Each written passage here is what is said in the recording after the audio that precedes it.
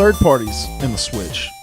Now, we've talked a whole lot about Nintendo over these last couple weeks, and I think that's only going to continue as we get closer to the Switch's launch. But one of the things that we routinely talk about when talking about the Switch is the fact that in order for it to succeed, they desperately need third parties to be in on it. Now, as we are going to see from several different developers, doesn't necessarily seem to be the case. So let me just kind of walk you through. Let me take you on a journey, Larry. I can show you the world. Hop into this Swan and let's go on a little love boat cruise, all right?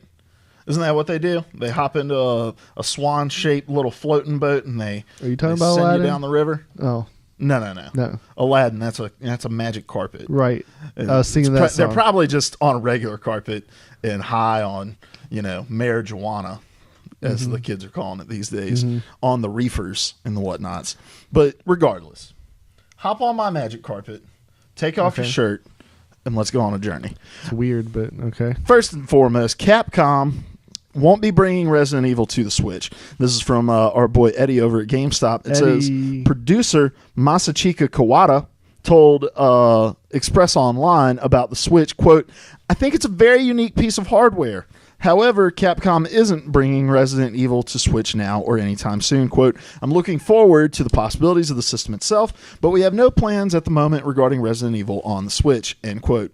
That is from Kawada. All right, so there's the first stop on this magic carpet ride. Second stop. So we're missing Resident Evil, which is kind of a big deal.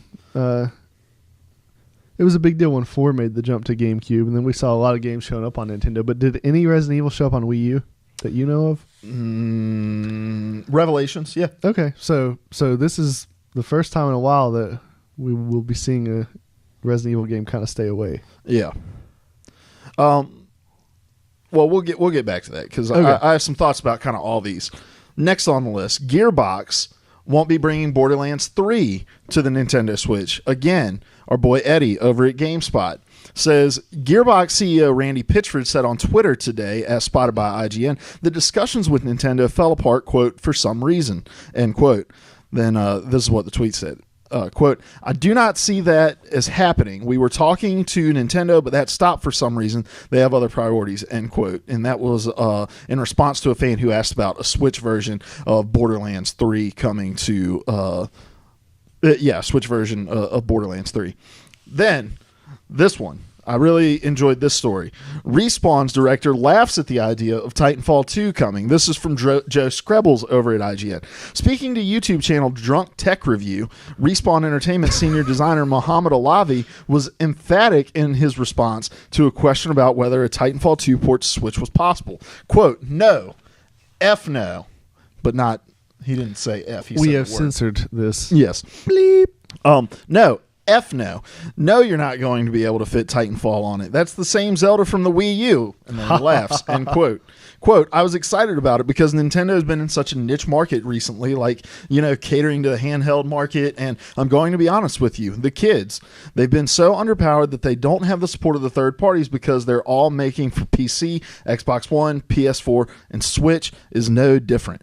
And so, Larry, I just want to get your response to all of this, seeing kind of just this waterfall of developers saying there's no way they're bringing their stuff to the Switch. What are your thoughts?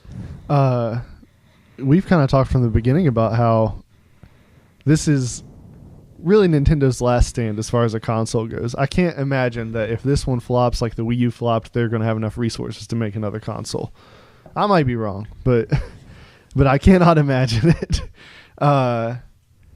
And we've also talked about how the success of this console is heavily tied into whether or not they're going to get third-party support.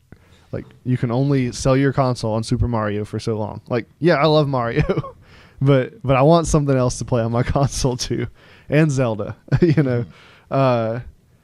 And the entirety of the time we've had this podcast, even last week, I've said again and again and again and again, I would love to see Nintendo release a console that was relevant to the generation it was in as far as its power, its ability to do things. And they always have such creative ideas, and that's cool, but again, they've let us down in what their console's actually capable of. And the guy from Respawn, it's kind of a funny story, but He's also right.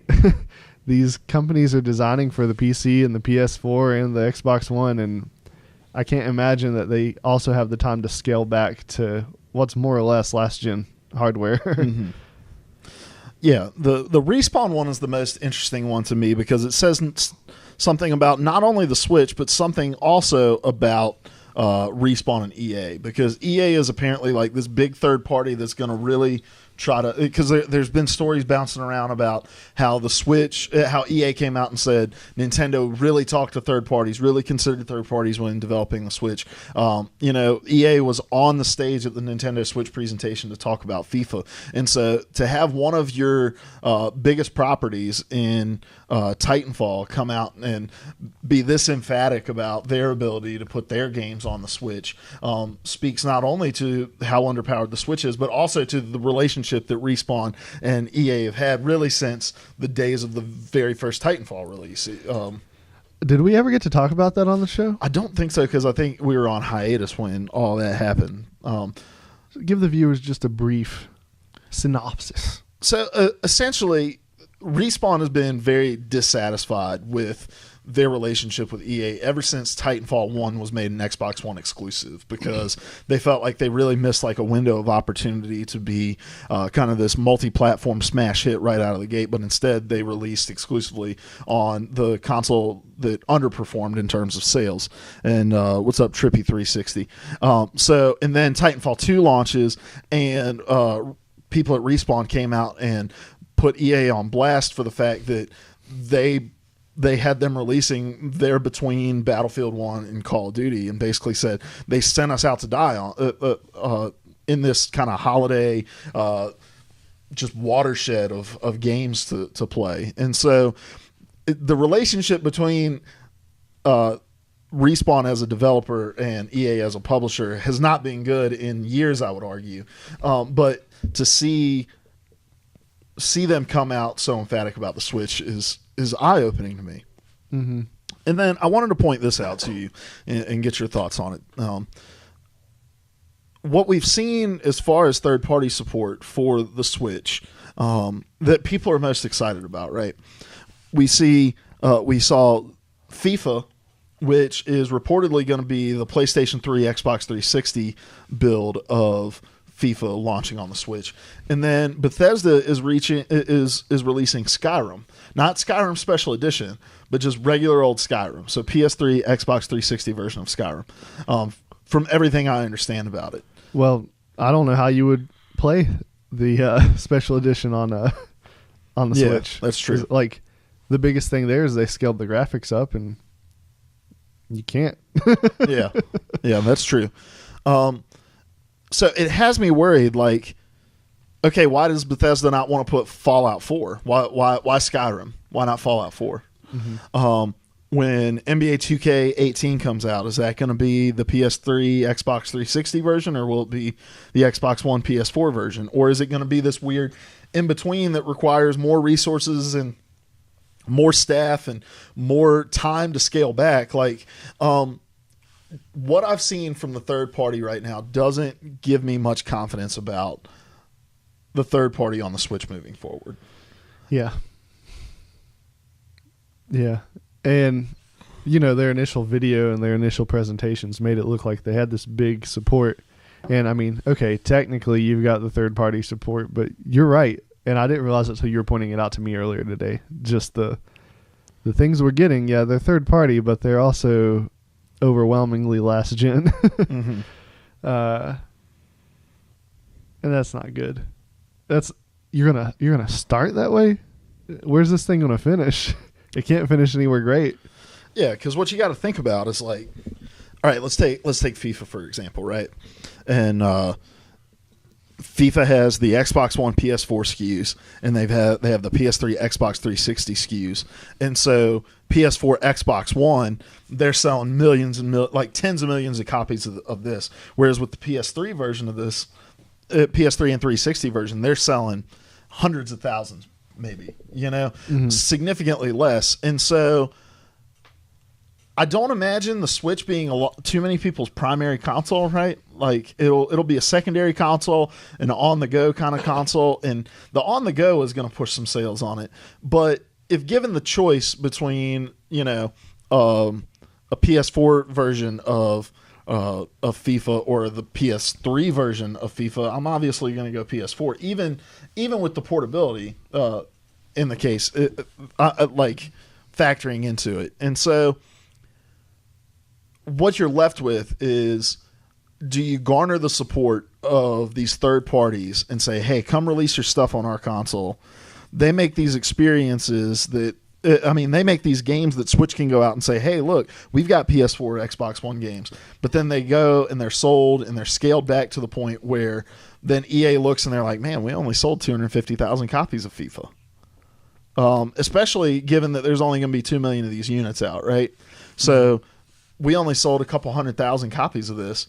Why are we going to waste our time and energy moving forward? And so have you garnered the support of third parties for the long haul, or have you done it like you did with the Wii U? Garnered the support for 9 months until everybody figures out that the stuff they're launching on is hemorrhaging money, and they say, oh, never mind.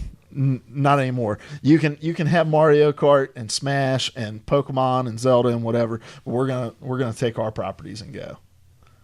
Yeah. Nothing Nintendo does makes sense to me. And that would be one thing if I said that and they were raking in cash with their decisions, but